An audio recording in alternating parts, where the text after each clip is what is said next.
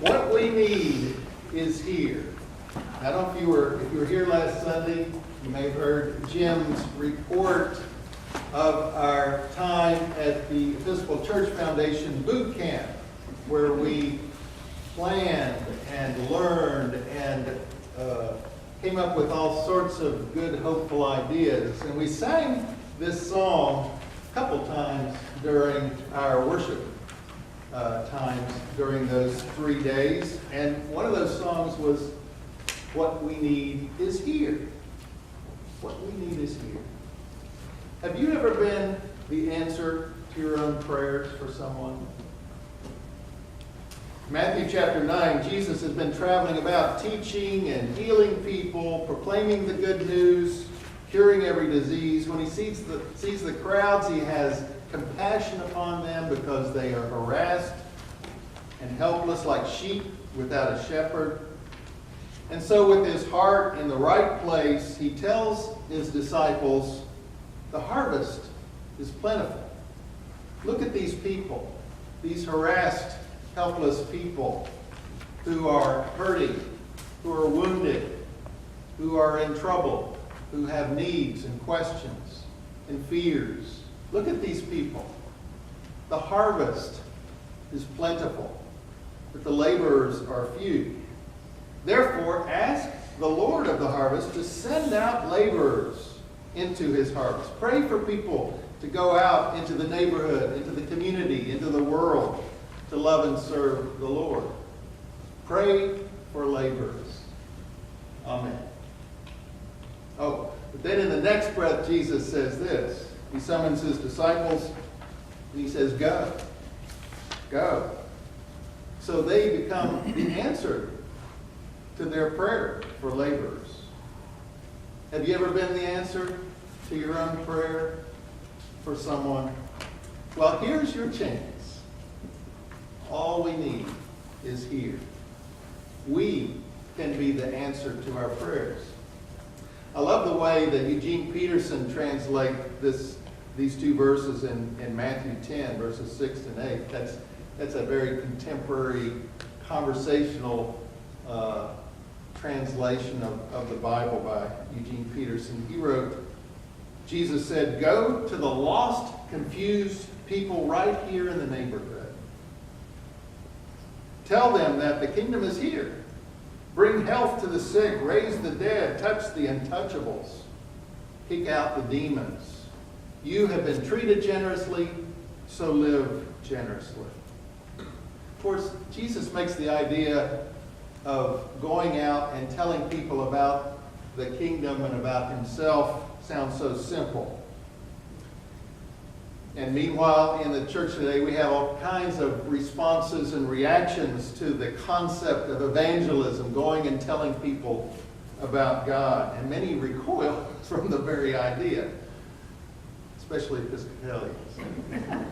I don't know if you remember, I think it was the 2000s that was the Episcopal Year of Evangelism. That went over real well. Meanwhile, other groups will create massive, complicated, highly organized multimedia campaigns to spread the word, and somehow the clear, clean, simple message of God and God's love gets lost in the hoopla. Well, Jesus instructed his disciples to start with their fellow Israelites. As the message puts it, go to the lost, confused people right here in the neighborhood. I love that. Know anybody like that? Then go. But don't make a big deal about it. Telling others about Jesus is just something you do while you go about your life. Just do what you normally do in your daily life, but pay attention. Be open to the possibilities, to say a word, to perform an act of kindness, to offer a listening ear, to share the love and the presence of God. Pay attention to the Spirit's inner promptings about who around you may need a word of encouragement or a helping hand. Be clear and simple and direct about God's presence with them right now. Meet any need that you can, perhaps. Be open to receiving others' hospitality in return. Doesn't doesn't need to be a big deal. And if somebody really doesn't want to listen, it's okay. Just walk away in peace. Well, a friend of mine was able to put this whole idea into practice several years ago in a unique way as part of a mission trip to Argentina. The team there wanted to put these words into practice and go into villages and seek those who might be open to a helping hand or an encouraging word. They stayed in simple houses. They ate whatever was put in front of them. They asked everyone they met this simple question: how can I pray for you? How can I pray for you? And that question always seemed to open a door to conversation for the Spirit to enter in. And those encounters revolutionized my friend's life. Though that culture was different, the needs of the people there, as anywhere, are the same. The needs for love and acceptance and hope and faith, needs that dwell at the core of each one of us. When my friend returned home, he continued to try to do this with people that he encountered at work, in his neighborhood, even at the gym, even in his church, the same way that he had treated people in Argentina. How can I pray for you? How can I pray for you? My friend got what Jesus was saying here. We don't need to go to Argentina to witness, although maybe that might be an option for some of you. You know, priests, I know some priests who have done this, and I'm going to try it one of these days, where they will go to a coffee shop or some other place that people come by, and they sit and they drink their coffee, but and they wear their collar. They put a little sign out saying "free prayers." and the stories that they tell, you know, a lot of people come up and just chuckle, but others will say, "Really? Could you pray for my mother who's struggling right now with an illness or something?" And it starts a conversation. Doesn't need to be long. Maybe you could try that. Who knows? I do have a confession. There are so many times when we don't listen to the Spirit's promptings, right? I remember a time, it was not long after I was ordained, I was at St. Paul's in Newnan, and driving home after church, after a lovely morning worship.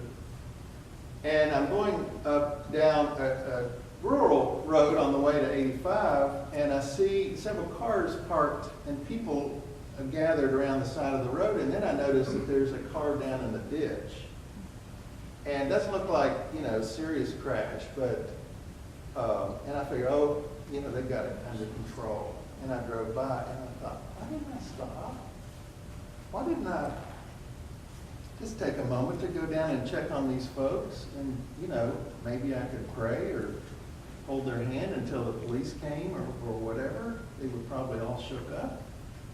And all the way home, why didn't I turn around and go back? But I didn't. And I lost that opportunity to put these words into practice. Jesus beckons us to follow his lead in our neighborhood, in our own spheres of life. You receive without payment, so give without payment. In other words, you have been treated generously, so live generously. Be generous with the love God has lavished upon you. So as we go about our lives, we live generously in word and in deed. We lavishly share the peace and love of the God who has grabbed hold of our soul. We can help bring the kingdom of heaven a little closer in this needy world. So Jesus invites each one of us to go. We're usually going somewhere every day, right? So why not pay attention, reach out, and bear witness of his love? What's holding us back? God will help us take those first steps. So let's ask Jesus to walk with us. Help us to live generously and to love lavishly as he did, as lavish as God has been with us. What we need to do that is right here. Amen. Amen.